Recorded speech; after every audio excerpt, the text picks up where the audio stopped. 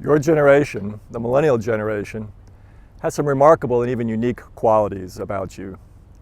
I've been studying and testing your generation for the past 8 years as I've been teaching courses in creative entrepreneurship at Duke University and Knox College, and I've been working with dozens of millennials on college campuses and high schools across the country.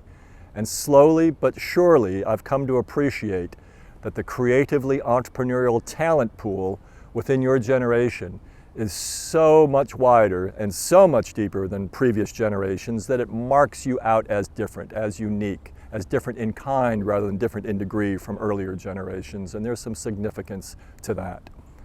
About 9 months ago, I had a creative leap, a intuitive insight. It felt even like a vision at the time, and that is that your generation is the first great creative generation, and that you have a destiny, and that destiny is to lead the renewal, not the recovery, but the renewal of our economy.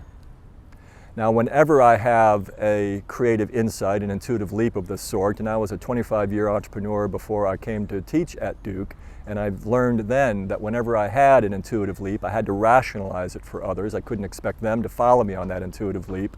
And so I set upon rationalizing this intuitive leap, this vision, coming up with justifications and reasons for believing this about you.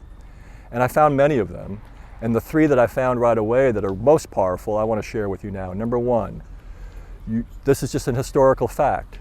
Your generation is the first generation to experience all this digital technology that permeates our lives, that's ubiquitous, that's everywhere. You're the first generation to experience that technology as toys. I was 38 years old when somebody sat me down in front of a PC and taught me how to use a PC using logic, using the rules of a PC.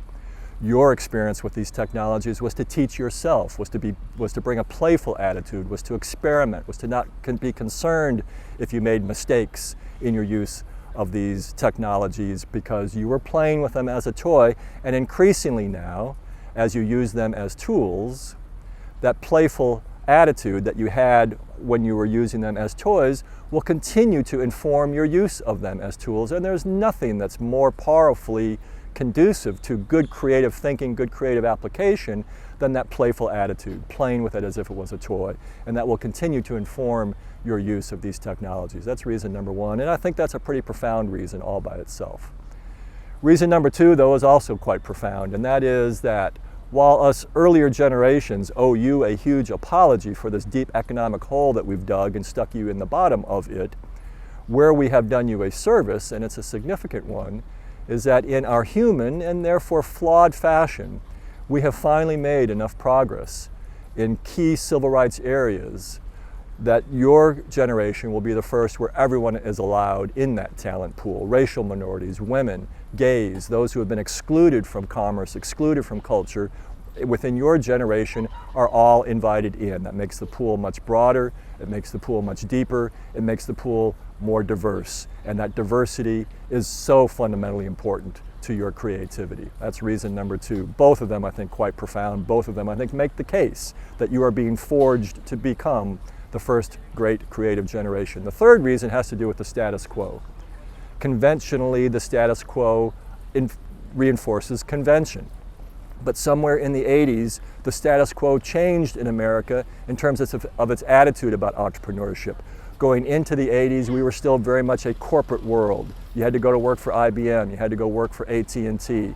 But in the 80s and in the late 80s in particular, there was finally enough success stories coming out of the Silicon Valley world that those stories became very much a part of popular culture. And so you're the first generation to come of age with that informing your view about your possibilities and your potential.